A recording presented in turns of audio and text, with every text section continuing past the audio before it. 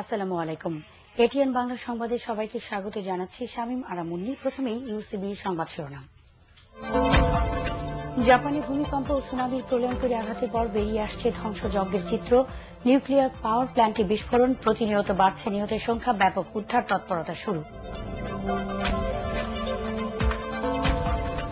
চাকরি করতে হলে গ্রামে গিয়ে সাধারণ মানুষকে চিকিৎসা দিতে হবে, চিকিৎসকদের প্রতি প্রধানমন্ত্রী।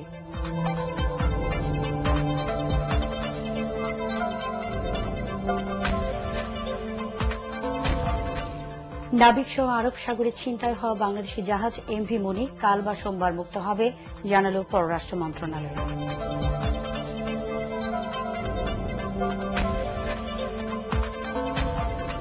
মিশরে আটকে পড়া লিবিয়ার ৩০০ শ্রমিক নিয়ে ভোরে রওনা দিচ্ছে বাংলাদেশ বিমানের বিশেষ ফ্লাইট।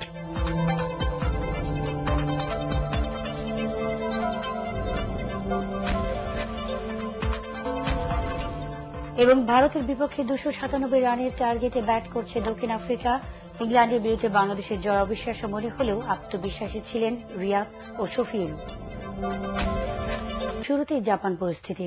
ভূমিকম্প ও সুনামির প্রলয়ঙ্করী আঘাতের পর জাপানে ধ্বংসযজ্ঞের চিত্র আরো অসহনীয় হয়ে উঠছে। ফুকুশিমা আইল্যান্ডে নিউক্লিয়ার পাওয়ার প্ল্যান্টে বিস্ফোরণ ঘটেছে। এরপরে সেখান থেকে ধোঁয়ার কুণ্ডলী বের হতে দেখা যায়, ফলে দ্রুত তেজস্ক্রিয় পদার্থ ছড়িয়ে পড়ার আশঙ্কা করা হচ্ছে। প্রধানমন্ত্রী নাওতো কান ওই এলাকায় জরুরি অবস্থা ঘোষণা করেছেন। সবশেষ বিভিন্ন প্রচার মাধ্যমে নিহতের সংখ্যা বলা হয়েছে ১৩০০। তবে অনেক স্থানে ঘরবাড়ি সহ সম্পূর্ণ লোকালয় উধাও হয়ে যাওয়ায় নিহতের সংখ্যা বেড়েই চলেছে। রুমিন ওমানের রিপোর্ট।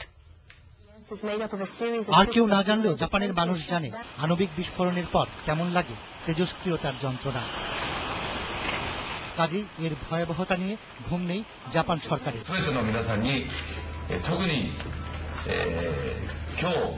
দেরি না করে মন্ত্রী পরিষদের প্রধান সচিব এই ঘটনার সত্যতা স্বীকার করেন। জাপানের এনএইচকে টিভি জানিয়েছে, ফুকুশিমা ডাইচি প্ল্যান্টে শ্রমিকরা যখন নিউক্লিয়ার রিঅ্যাক্টর ঠান্ডা করার চেষ্টা করছিল তখন এই বিস্ফোরণ ঘটে।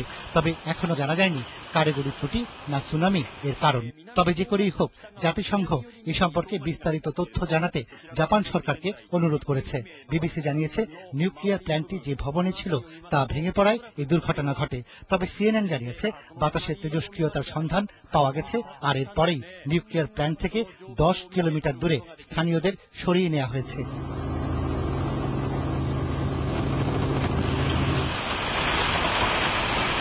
এদিকে ধ্বংসযজ্ঞ সম্পর্কে প্রচার মাধ্যমে যে ধারণা পাওয়া যাচ্ছে সেই অনুযায়ী কমপক্ষে 2 লাখ মানুষ এখন গৃহহীন হয়ে পড়েছে। উদ্ধার তৎপরতা চললেও নিখোঁজদের সন্ধান আর না পাবার সম্ভাবনাই বেশি। শনিবার দেশের মূল পার্বত্য এলাকায় আরেকটি ভূমিকম্প আঘাত হেনেছে বলে জানিয়েছে জাপানের স্থানীয় কয়েকটি সংবাদ মাধ্যম। তবে এতে কোনো ক্ষয়ক্ষতি হয়নি। রিক্টার স্কেলে এর মাত্রা ছিল 6.6। ভূমিকম্পের উৎপত্তিস্থলের কাছে সেন্দাই শহর এখনো জ্বলছে। মূলত শিল্প নগরী হিসেবে পরিচিত এই শহরে অধিকাংশ জায়গাতেই ভূমিকম্পের পর অগ্নিকাণ্ডের ঘটনা ঘটে। পরে সুনামির তীব্র স্রোত এসে সবকিছু ভেঙে দিয়ে গেলেও আগুন নিভিয়ে যায়নি। রুমিন ওমান, এটিএন বাংলা। এদিকে জাপানের উত্তর পূর্ব উপকূলে স্মরণকালে ভয়াবহ সুনামির আঘাতের পর শুরু হয়েছে ব্যাপক উদ্ধার তৎপরতা। এই প্রাকৃতিক বিপর্যয়ের ক্ষতির পরিমাণ জানতে প্রধানমন্ত্রী নাওতো কান কয়েকটি স্থান ঘুরে দেখেছেন। বিধ্বস্ত দেশটির জন্য আন্তর্জাতিক সম্প্রদায়ের কাছে সাহায্য চেয়েছে জাপান। নিউজিল্যান্ড, অস্ট্রেলিয়া সহ বিভিন্ন রাষ্ট্রের ত্রাণকর্মীরা আসছেন দেশটিতে। বিস্তারিত জানাচ্ছেন সাদিয়া মাহাজাবিন ইমাম। যেমন ধারণা করা যাচ্ছে না মৃতের সংখ্যা কততে পৌঁছবে, তেমনি নির্দিষ্ট করে বলা যায় না কতখানি সাহায্য পেলে এই ধ্বংসস্তূপ থেকে রক্ষা পাবে জাপানের মানুষ। শুক্রবারের ভূমিকম্প আর সুনামির পর শনিবার সকাল থেকে স্পষ্ট হতে থাকে ভয়াবহ ক্ষতির চেহারা। তবে শুধু আপনজনের প্রাণহানি বা সম্পদের ক্ষতিই নয়, আবার কোনো বিপদ আসবে কিনা প্রতি মুহূর্তে রয়েছে সেই অনিশ্চয়তা। যখন ভূমিকম্প হয়, আমি কালকে অলমোস্ট সারাদিনই ইউনিভার্সিটিতেই ছিলাম। প্রথম প্রায় সব মিলায় নিজের দেশে, তারপরে এটা ঠান্ডা মোটামুটি নর্মাল হওয়ার পরে আবার শুরু হয়েছে। আজকের ক্ষেত্রে ক্ষতিটা বেশি হয়েছে এই সুনামির কারণে। আজকের পর্যন্ত সমস্ত ফ্লাইট গুলো বাতিল করছে। এর পরবর্তী আসলে কোনো আপডেট এখনো জানানো হয়নি। শপিং মল গুলাতে বা স্টেশন গুলাতে হাজার হাজার লোক সারা রাতি অপেক্ষা করছে, যারা আজকে সকালে ট্রেন কিছুটা চালু হয়েছে, তারপরে তারা বাসায় ফিরে গেছে। কিন্তু এই লোকগুলার তো বাইরে বের হওয়ার মতো আসলে এনার্জি এখন আর নাই। প্রধানমন্ত্রী দেশটির বিধ্বস্ত কয়েকটি এলাকা পরিদর্শন করেছেন। সুনামি হয়ে যাওয়া উপকূলীয় বেশিরভাগ এলাকা এখন ধ্বংসযোগ্য। বাড়ির ছাদে যেমন আশ্রয় নিয়েছে মানুষ, তেমনি পানির তোড়ে ছাদে যানবাহন ভেসে আসায় স্পষ্ট হয় সুনামির ভয়াবহতা। সাহায্য কর্মীরা এসব এলাকায় আটকে পড়া মানুষদের হেলিকপ্টার দিয়ে উদ্ধারের কাজে নেমেছেন। এরই মধ্যে আশ্রয় কেন্দ্রে নিয়ে আসা হয়েছে কয়েক হাজার মানুষ। তবে ক্ষতিগ্রস্ত উপকূলীয় অঞ্চলে এখনো বন্ধ রয়েছে কয়েকটি বিমান ও নৌবন্দর। সুনামির সময় যাত্রীবাহী অনেক যানবাহনের কোনো সন্ধান এখন পর্যন্ত পাওয়া যায়নি।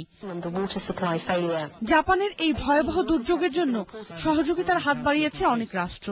যুক্তরাষ্ট্র সাহায্য পাঠাতে প্রস্তুত বলে জানিয়েছে। কাজ করছে নিউজিল্যান্ড ও অস্ট্রেলিয়ার সাহায্য কর্মীরা। সাদিয়া মাহজাবিন ইমাম, এটিএন বাংলা। এবার অন্যান্য সংবাদ। জেলা উপজেলা পর্যায়ে সাধারণ মানুষের স্বাস্থ্যসেবা নিশ্চিত করতে চিকিৎসকদের আবারও সতর্ক করে দিয়েছেন প্রধানমন্ত্রী শেখ হাসিনা।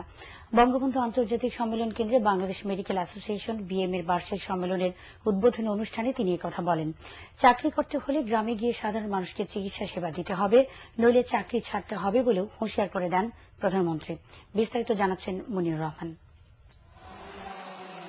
সকালে জাতীয় ও বিএম এর পতাকা উত্তোলনের মধ্য দিয়ে শুরু হয় বিএম এর বার্ষিক সম্মেলন। প্রধানমন্ত্রী শেখ হাসিনা সম্মেলনের উদ্বোধনী ভাষণে স্বাস্থ্য খাতকে ঢেলে সাজাতে সরকারের নেওয়া বিভিন্ন কর্মসূচির কথা উল্লেখ করে বলেন, বিগত সরকারের সময় বন্ধ করে দেয়া 11,000 কমিউনিটি ক্লিনিক ইতোমধ্যে চালু করেছে বর্তমান সরকার। চূড়ান্ত পর্যায়ে রয়েছে নতুন জাতীয় স্বাস্থ্যনীতি প্রণয়ন প্রক্রিয়াও। চিকিৎসা শাস্ত্রে গবেষণা কার্যক্রম আরও জোরদার করতে হাতে নেওয়া হয়েছে 484 কোটি টাকার একটি প্রকল্প। তবে প্রধানমন্ত্রী অভিযোগ করে বলেন, জেলা উপজেলা পর্যায়ে চিকিৎসকের অভাবে চিকিৎসা সেবা থেকে বঞ্চিত হচ্ছে সাধারণ মানুষ। একটা অভিযোগ সব সময় শুনতে হয়, সেটা হলো উপজেলা স্বাস্থ্য কেন্দ্রে বা জেলা পর্যায়ে ডাক্তাররা থাকেন না। হয়তো 9 জন ডাক্তারে থাকার কথা, 3 জন আছেন, তাও নিয়মিত থাকেন না। এখন সরকারি চাকরি করবেন, বেতন নেবেন, অথচ যেটা সবথেকে বড় কর্তব্য জনগণের চিকিৎসা সেবা দেওয়া, সে সময় অনুপস্থিত থাকবেন, এটা তো কোনো মতেই গ্রহণযোগ্য না। যাদের থাকার ইচ্ছা হবে না তারা চাকরি ছেড়ে দেবেন, কিন্তু চাকরি করতে হলে তো থাকতেই হবে। সেই সাথে কর ফাঁকি দেওয়ার মন মানসিকতা পরিহার করে সঠিক কর দেওয়ার জন্য চিকিৎসকদের আহ্বান জানান প্রধানমন্ত্রী। যখন বিএমএস সেক্রেটারি অনেক দাবি তুলছিলেন, আপনারা সবাই জোরে হাততালি দিচ্ছিলেন, কিন্তু যখন একটা কথা বললেন যে অন্তত সপ্তাহে একদিন জনগণকে ফ্রি চিকিৎসা দিতে হবে, তখন কিন্তু একটা হাততালিও পড়ে না। এটা সত্যি খুব দুঃখজনক। আমি খুব দুঃখ পেয়েছি। আমি আশা করি এই মানসিকতাটা তো থাকতে হবে। ওষুধে যতটা ভালো হয়, ডাক্তারের মুখের কথা কিন্তু তার থেকে বেশি ভালো হয়, কারণ মানুষ সবাই যায় ডাক্তারের কাছে। কিন্তু সেইভাবে আপনারা অন্তত দরদি মন নিয়ে জনগণের সেবাটা করবেন, সেটুকু আমরা চাই। এর আগে প্রধানমন্ত্রী শেখ হাসিনা চিকিৎসা শাস্ত্রে বিশেষ অবদান রাখায় অধ্যাপক মাজার আলী কাদেরী, প্রফেসর সৈয়দা ফিরোজা বেগম, ডক্টর মুজিবুর রহমানকে মরণোত্তর বিএমএ পদক প্রদান করেন। এছাড়াও জাতীয় অধ্যাপক ডক্টর নুরুল ইসলাম ও অধ্যাপক ডক্টর প্রাণগোপাল দত্ত সহ 3 জনকে বিএমএ পদক তুলে দেন তিনি। মুনিউর রহমান, এটিএন বাংলা, ঢাকা। আরব সাগরে ছিনতাই হওয়া বাংলাদেশি জাহাজ এমভি মনি আগামীকাল রাতে বা সোমবার সকালে মুক্ত হবে। জাহাজের নাবিক সহ 25 জন কর্মী এবং প্রধান প্রকৌশলীর স্ত্রী ও একই সময় মুক্তি পাবেন বলে জানানো হয়েছে পররাষ্ট্র মন্ত্রণালয়ের এক ব্রিফিংয়ে। গত 5 ডিসেম্বর ছিনতাই হওয়া জাহাজ ও এর সাথে নাবিকদের মুক্ত করতে মুক্তিপণ দিতে হয়েছে, যা নাকি অন্য কোনো সমঝোতা হয়েছে তা পরিষ্কার করেননি ভারপ্রাপ্ত পররাষ্ট্র সচিব। রিপোর্ট করছেন এসএম বাবু। সোমালীয় জলদস্যুদের কবলে ছিনতাই হওয়া কোন জাহাজ এর আগে সর্বনিম্ন 141 দিনে মুক্ত হয়, কিন্তু বাংলাদেশের পতাকাবাহী এমভি মনি মুক্ত হচ্ছে মাত্র 98 দিনে। গত বছরের 5 ডিসেম্বর বিকেলে আরব সাগর থেকে ছিনতাই হবার পর সরকারি বেসরকারি বিভিন্ন পর্যায়ে যোগাযোগের মাধ্যমে অবশেষে মুক্ত হচ্ছে এমভি মনি।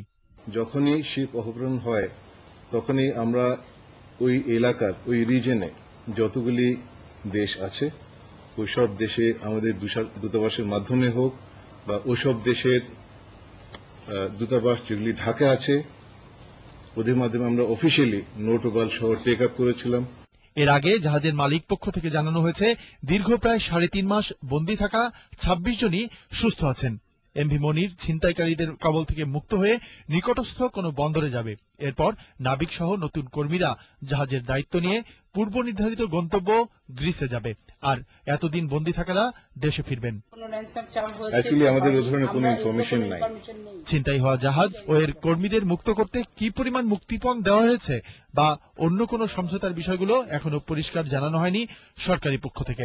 এন্ড রেজাল্টটা আপনাকে জানানোর কথা ছিল, সেই রেজাল্টটা আমি জানাচ্ছি আপনাকে, এবং সরকারের এফর্ট কি ছিল শুরু থেকে শেষ পর্যন্ত। যে এটা স্ট্র্যাটেজিক হোক যেটাই হোক, এটা আমার মনে হয় যে আপনারা তো জানেন কোন সরকার তো আর র্যানসম দেয় না। জাহাজ এমভি মনি 43,000 টন নিকেল আকরিক নিয়ে ইন্দোনেশিয়া থেকে গ্রিসে যাবার পথে ছিনতাইকারীদের কবলে পড়েছিল। সেই হিসাবে যেখানে SM বাবু, ATN বাংলা, ঢাকা। মিশরে আটকে পড়া লিবিয়ার 300 বাংলাদেশি শ্রমিক নিয়ে আলেকজান্দ্রিয়া থেকে ভোরে রওনা হচ্ছে বিশেষ ফ্লাইট। শ্রমিকদের বিদায় জানাতে এরই মধ্যে আলেকজান্দ্রিয়া পৌঁছেছেন পররাষ্ট্রমন্ত্রী ডাক্তার দীপু মনি। বাংলাদেশ বিমানের এই বিশেষ ফ্লাইট আগামীকাল বিকেলে ঢাকা অবতরণের কথা রয়েছে। আলেকজান্দ্রিয়ায় আছেন আমাদের বিশেষ প্রতিনিধি কেরামতুল্লাহ বিপ্লব। তিনি জানিয়েছেন, মিশরের লিবিয়ার সীমান্ত এলাকায় আশ্রয় নেওয়া বাংলাদেশিদের পর্যায়ক্রমে দেশে ফিরিয়ে নেওয়ার কাজ শুরু করতেই পররাষ্ট্রমন্ত্রী সেখানে গেছেন। আমি এখন দাঁড়িয়ে রয়েছি ভূমধ্য সাগর তীরের আলেকজান্দ্রিয়ায়। এটি মিশরের একটি বড় শহর এবং এই শহরটি এখন বাংলাদেশিদের উদ্ধতৎপরতার বড় একটি কেন্দ্র হতে চলেছে। এই মিশর সীমান্তে আসা লিবিয়া থেকে বাংলাদেশিদের উদ্ধতৎপরতার জন্য বাংলাদেশ বিমানের বিশেষ ফ্লাইট এখান থেকে শুরু হবে।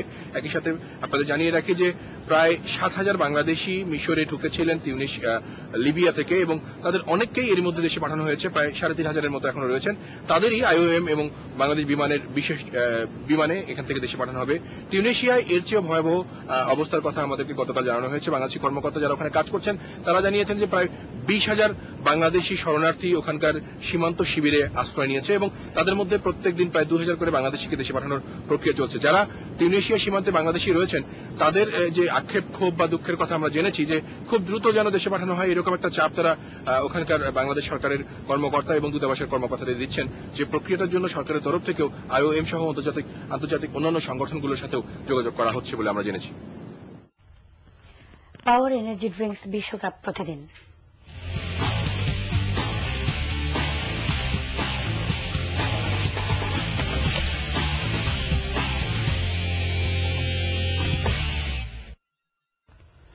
নাগপুরে বিশ্বকাপের হাই ভোল্টেজ ম্যাচে ভারতের দেয়া 297 রানের টার্গেটে ব্যাট করছে দক্ষিণ আফ্রিকা।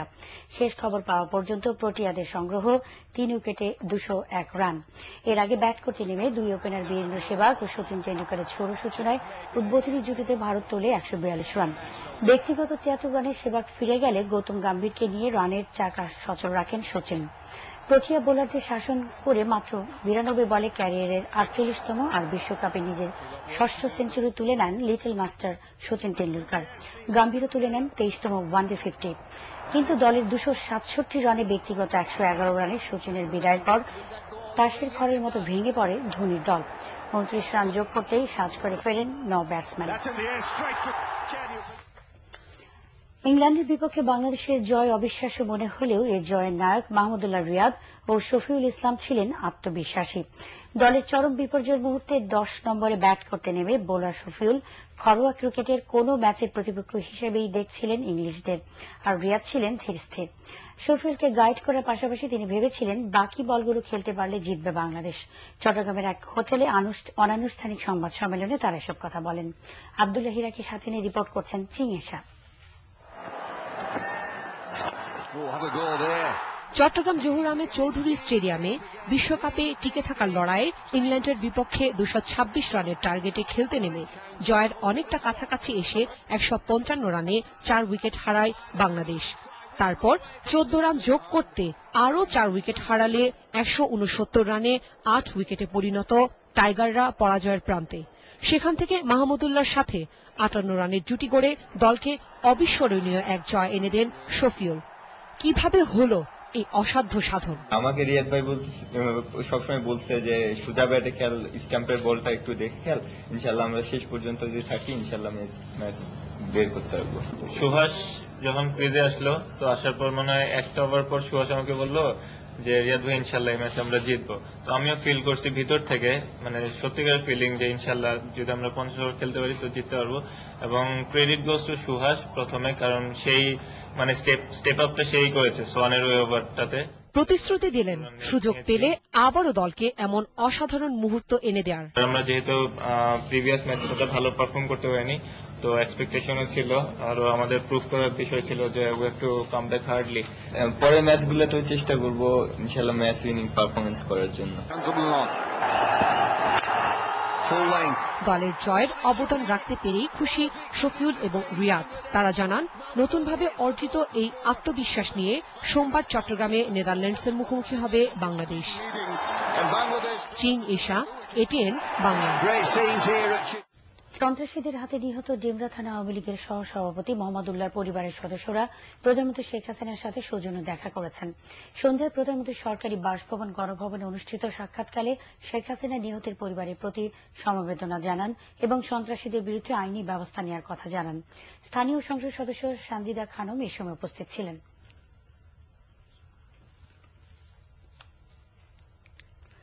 দেশের রাজনৈতিক সংকট, শেয়ার বাজারে ধস, দ্রব্যমূল্য বৃদ্ধি সহ অর্থনৈতিক সংকট বিষয়ে আবার উদ্বেগ প্রকাশ করেছেন বিরোধী দলীয় নেত্রী বেগম খালেদা জিয়া। দলের সাংগঠনিক বিভিন্ন বিষয় নিয়ে তার উপদেষ্টা পরিষদের প্রথম সভায় বিএনপি চেয়ারপারসন এই উদ্বেগ প্রকাশ করেন। বিএনপি চেয়ারপারসনের গুলশান কার্যালয়ে বেগম জিয়ার সভাপতিত্বে অনুষ্ঠিত এই বৈঠকে 35 সদস্যের উপদেষ্টা পরিষদের মধ্যে 29 জন যোগ দেন। পরে বিএনপি চেয়ারপারসনের প্রেস সচিব গণমাধ্যমকে জানান, সভায় উপদেষ্টাদের অতীত অভিজ্ঞতার আলোকে সরকারের কর্মকাণ্ড পর্যালোচনায় মন্ত্রণালয় ও বিষয়ভিত্তিক দায়িত্ব বন্টনের বিষয়েও আলোচনা হয়। 2009 সালে বিএনপির জাতীয় কাউন্সিলের পর গঠিত উপদেষ্টা পরিষদের এটি প্রথম আনুষ্ঠানিক বৈঠক। চার্জশিট দেওয়ার 3 সপ্তাহের মধ্যে অভিযুক্ত যুদ্ধাপরাধীদের বিচার কাজ শুরু হবে বলে জানিয়েছেন আইনমন্ত্রী ব্যারিস্টার শফিক আহমেদ। সাংবাদিক শাহরিয়ার কবিরের যুদ্ধাপরাধ ও যুদ্ধাপরাধের বিচার বইয়ের প্রকাশন অনুষ্ঠানের আলোচনায় তিনি একথা জানান। আলমগীর স্বপনের রিপোর্ট। আন্তর্জাতিক অপরাধ ট্রাইব্যুনাল গঠনে সরকারের দীর্ঘসূত্রিতা এবং ট্রাইব্যুনাল গঠনের 1 বছরেও বিচার কাজ শুরু না হওয়ায় এর ভবিষ্যৎ নিয়ে আশঙ্কায় বিশিষ্টজনেরা। তাদের মতে যেভাবে তদন্ত কাজ এগুচ্ছে তাতে বর্তমান সরকারের আমলে বিচার কাজ শেষ করা শুধু নয়, শুরু হবে কিনা এ নিয়েই প্রশ্ন রয়েছে। আমাদের উপর আস্থা রাখুন, নিজামীদের উপর আস্থা রাখবেন না, মৌলবাদী দুর্বৃত্তদের উপর আপনারা আস্থা রাখবেন না, তাহলে আখেরে বিপদ হবে। অতি সত্য যদি আমরা চার্জশিট দাখিল করতে না পারি তাহলে পরবর্তী পর্যায়ে কালক্ষেপণ করলে এই বিচার কাজ সমাধা করা সম্ভব হবে না। তবে আইনমন্ত্রী জানিয়েছেন, শিগগিরই যুদ্ধাপরাধীদের বিচার কাজ শুরু হবে, এক্ষেত্রে কোনো দ্বিধাদ্বন্দ্ব নেই। বিচার শুরু হয়নি এই কথা বলা যায় না, এই যে তদন্ত চলছে এটা বিচার কার্যের একটি অংশ। আদালতে যেদিন চার্জশিট দাখিল হবে, সহসাই হবে বলে আমরা আশা করছি, সেদিন কিছু সময় দিয়ে তাদের 3 সপ্তাহ পরে বিচার শুরু হবে, এতে কোনো সন্দেহ থাকতে পারে না। যুদ্ধাপরাধীদের বিচার কাজ সুষ্ঠু ও স্বচ্ছভাবে করতে আইনমন্ত্রী তথ্য প্রমাণ দিয়ে সবাইকে সহযোগিতা করারও আহ্বান জানান। আলমগীর স্বপন, এটিএন বাংলা, ঢাকা। মানবতার সেবায় মানবাধিকার কর্মীদের নির্ভীকভাবে কাজ করার আহ্বান জানিয়েছেন ATN Bangla chairman doctor Mahfuzur Rahman. রাজধানীতে বেসরকারি সংগঠন বাংলাদেশ মানবাধিকার কমিশনের জাতীয় সম্মেলনে তিনি এই আহ্বান জানান। যে কোনো প্রতিকূলতায় এটিএন বাংলা মানবাধিকার কর্মীদের পাশে থাকবে বলেও জানান ডক্টর মাহফুজুর রহমান। নাদিরা কিরণের রিপোর্ট। সম্মেলনে যোগ দিতে দেশ বিদেশের বিভিন্ন স্থান থেকে সংগঠনের প্রায় 1000 মানবাধিকার কর্মী এসে সমবেত হন সুপ্রিম কোর্ট আইনজীবী সমিতি মিলনায়তনে। যার যার অবস্থানে থেকে মানবাধিকার রক্ষায় কাজ করার প্রতিজ্ঞা করেন তারা। আর অনুষ্ঠানের বিশেষ অতিথি এটিএন বাংলার চেয়ারম্যান ডক্টর মাহফুজুর রহমান জানান, নানা প্রতিকূলতা সত্ত্বেও মানবাধিকার কর্মীদের পাশে রয়েছেন তিনি এবং তার প্রতিষ্ঠান এটিএন বাংলা। যারা পুলিশের কাছে যে বিচার পায় না, অনেক থানা এইসব গরিব লোকদের অত্যাচারের কাহিনী নিতে চায় না, কারণ স্থানীয় যারা প্রভাবশীল ব্যক্তি আছেন তারা এত প্রভাবশীল যে তারা থানাকে কন্ট্রোল করে, প্রশাসনকে কন্ট্রোল করে। মানবাধিকারের প্রতিটি কর্মীকে আমি বলবো, আপনারা যদি না পারেন এইসব প্রশাসনের সামনে সম্মুখীন হতে, যদি না পারেন থানায় গিয়ে আপনাদের বক্তব্য প্রশ্ন করতে, আপনারা আমাদের কাছে আসুন, আমাদের কাছে বলবেন। আপনাদের প্রতিটি ঘটনা আমরা বিশ্বের প্রতিটি বাঙালির কাছে তুলে ধরবো, সরকারের প্রতিটি প্রশাসনের কাছে আপনাদের ঘটনা তুলে ধরবো। অনুষ্ঠানের প্রধান অতিথি সাবেক প্রধান নির্বাচন কমিশনার বিচারপতি AKM সাদেক সরকারের পাশাপাশি সকলকে মানবাধিকার রক্ষায় সচেষ্ট হওয়ার আহ্বান জানান। হিউম্যান রাইটসকে রক্ষা করতে হবে। যে কোনো মানুষ যদি কষ্টে পড়ে তবে তাদের জন্য আমাদের যার যা আছে তাই দেব। আমার পয়সা নাই, আমার বুদ্ধি আছে বুদ্ধি দেব, আমার বিদ্যা আছে বিদ্যা দেব, আমার যা আছে তার থেকে খরচ করব। সংগঠনের সভাপতি প্রকৌশলী কাজী রেজাউল মুস্তাফার সভাপতিত্বে অনুষ্ঠানে অন্যান্যের মধ্যে রাষ্ট্রদূত ব্যারিস্টার হারুনুর রশিদ ও সংগঠনের মহাসচিব ড সাইফুল ইসলাম দিলদার বক্তব্য রাখেন। অনুষ্ঠানে স্বস্বক্ষেত্রে বিশেষ অবদানের জন্য দেশের মহতী ব্যক্তিদের সম্মাননা পদক দেয়া হয়। এতে সমাজের উন্নয়নে অবদানের জন্য পদক পান এটিএন বাংলার চেয়ারম্যান ড মাহফুজুর রহমান। অনুষ্ঠানের প্রধান অতিথি বিচারপতি AKM সাদেক এসব পদক বিশিষ্টজনদের হাতে তুলে দেন। এর আগে সকালে র্যালি করেন সংগঠনের কর্মীরা। নাদিরা কিরণ, এটিএন বাংলা, ঢাকা। রাজধানীর ভাসানটেকের বাগানবাড়ি এলাকায় দিনে দুপুরে রাস্তার উপর কুপিয়ে এক তরুণীকে হত্যা করা হয়েছে। দুপুরে লিপি আক্তার নামের ওই তরুণীকে হত্যা করে হযরত আলী নামের এক যুবক। নিহত লিপি তিতুমির কলেজের বিকম দ্বিতীয় বর্ষের ছাত্রী। পরে স্থানীয়দের সহযোগিতায় পুলিশ ঘাতককে গ্রেপ্তার করে। হযরত আলী পুলিশকে জানায়, লিপির সাথে গোপনে তার বিয়ের পর নিহতের পরিবারের পক্ষ থেকে জোরপূর্বক তালাকের জের ধরেই সে এই হত্যাকাণ্ড ঘটায়। তবে নিহতের পরিবার বিষয়টি অস্বীকার করেছে। এই ঘটনায় কাফরুল থানায় একটি হত্যা মামলা দায়ের করা হয়েছে। আফতাব গ্রুপ অর্থ সংবাদ।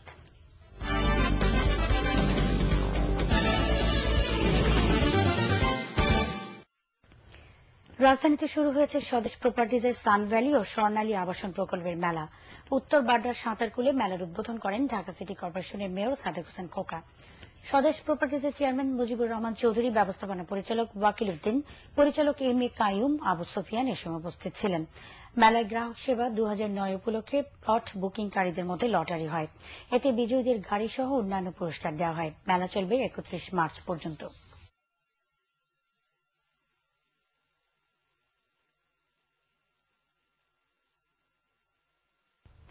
মেটলাইফ আলিকো আন্তর্জাতিক সংবাদ।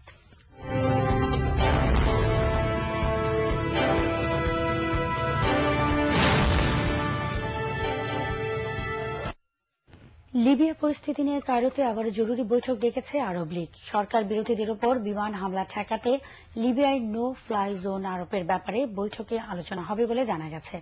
এদিকে প্রচণ্ড বোমা হামলার পর রাস লানুফ এলাকা সরকারি বাহিনী নিয়ন্ত্রণে নিলেও এর চারপাশে অবস্থান করছেন বিদ্রোহীরা। ত্রিপোলি থেকে 700 কিলোমিটার পূর্বে তেল সমৃদ্ধ এলাকায় বিদ্রোহীদের চেক পয়েন্টে বিমান হামলা চালায় লিবিয়ার সশস্ত্র বাহিনী। এছাড়াও সেখানে দুপক্ষের মধ্যে ব্যাপক সংঘর্ষ। প্রকৃতি বিজ্ঞানের বিভিন্ন বিষয় নিয়ে ছাত্র, শিক্ষক, গবেষক ও পরিবেশ কর্মীদের জন্য রাজধানীর কসমোস সেন্টারে চালু হল knowledge centre. Wildlife trust of Bangladesh ও জুওলজিক্যাল সোসাইটি অব লন্ডন যৌথভাবে এই লাইব্রেরিটি পরিচালনা করছে। প্রধানমন্ত্রীর উপদেষ্টা অধ্যাপক গওহর রিজভী সেন্টারটির উদ্বোধন করেন।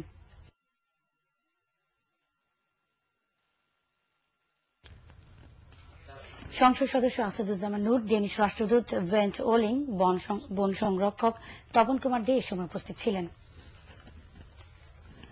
মহাজোট সরকারের 2 বছর পূর্তি উপলক্ষে বগুড়ার সারিয়াকান্দিতে সমাবেশ করেছে স্থানীয় আওয়ামী লীগ। করিতলা উচ্চ বিদ্যালয় মাঠে আয়োজিত এই সমাবেশে সংসদ সদস্য আব্দুল মান্নান, কৃষক লীগের কেন্দ্রীয় সদস্য ইমারত আলী অন্যান্য মধ্যে বক্তব্য রাখেন। এতে আগামী 3 বছরের মধ্যে বিদ্যুৎ সহ দেশের সব সমস্যার সমাধান করে সরকার দ্রব্যমূল্য সাধারণ মানুষের ক্রয় ক্ষমতার মধ্যে আনবে বলে আশাবাদ ব্যক্ত করেন বক্তারা। বাংলাদেশের সামাজিক, রাজনৈতিক, অর্থনৈতিক অঙ্গনে নারীর অংশগ্রহণ এবং ভূমিকা বাড়লে নারীর ক্ষমতায়নের পথ আরও উন্মুক্ত হবে। ব্র্যাক ডেভেলপমেন্ট ইনস্টিটিউট ও পাথওয়েজ আয়োজিত নারীর ক্ষমতায়ন বিষয়ক সংকলন এবং অগ্নি ও জল নামে কবি শামীম আজাদ সম্পাদিত একটি গল্প সংকলনের প্রকাশন উৎসবে এসব কথা বলেন বক্তারা। সংসদ সদস্য কবি রুবি রহমান, লেখক সেলিনা হোসেন, ব্র্যাক বিশ্ববিদ্যালয়ের উপাচার্য ড আইনুন নিশাত বইগুলোর মোড়ক খোলেন।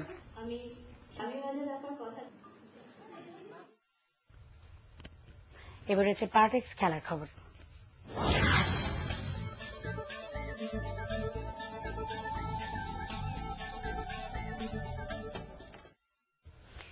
ড্রেসিং রুম থেকে সঠিক নির্দেশনা না পাওয়ায় মাঠে ব্যাটসম্যানরা সময় মতো সিদ্ধান্ত নিতে পারেন না বলে মনে করেন জাতীয় দলের সাবেক অধিনায়ক খালেদ মাসুদ পাইলট।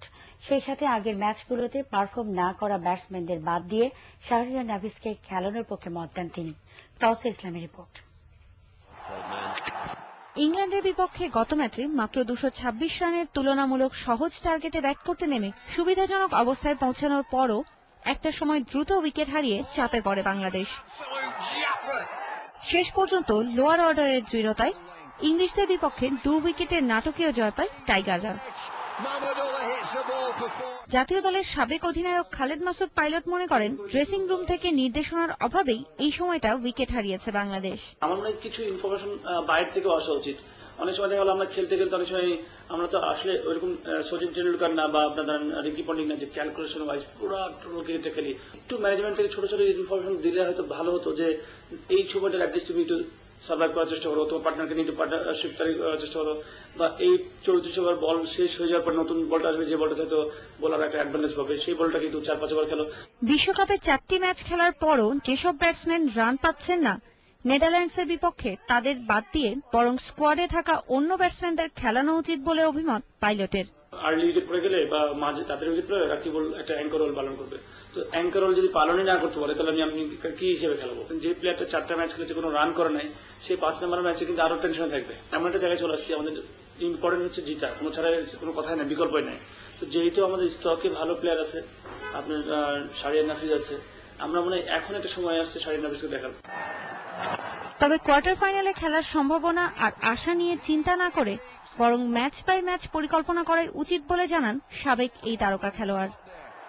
তসিয়া ইসলাম, এটিএন বাংলা, ঢাকা। নবরণ বিদ্যানিকেতনের বার্ষিক ক্রীড়া প্রতিযোগিতা ও পুরস্কার বিতরণী অনুষ্ঠিত হয়েছে।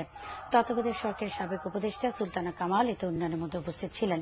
তিনি বিভিন্ন বিভাগে বিজয়ী শিশুদের মধ্যে পুরস্কার বিতরণ করেন।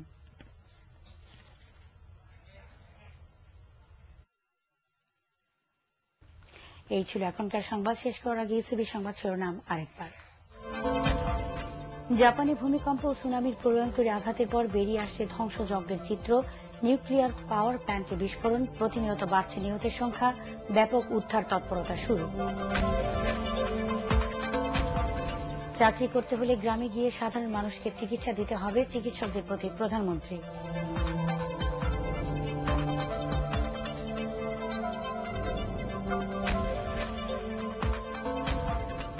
নাবিক সহ আরব সাগরে ছিনতাই হওয়া বাংলাদেশি জাহাজ এমভি মনি কাল বা সোমবার মুক্ত হবে, জানাল পররাষ্ট্র মন্ত্রণালয়।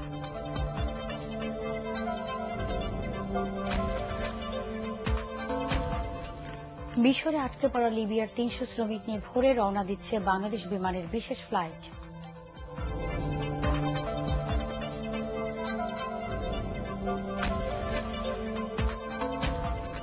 এবং ভারতের বিপক্ষে 297 রানের টার্গেটে ব্যাট করছে দক্ষিণ আফ্রিকা। ইংল্যান্ডের বিরুদ্ধে বাংলাদেশের জয় অবিশ্বাস্য মনে হলেও আত্মবিশ্বাসী ছিলেন রিয়াদ ও শফিউল। সবাইকে পরবর্তী সংবাদ দেখার আমন্ত্রণ জানিয়ে শেষ করছি। খোদা হাফেজ।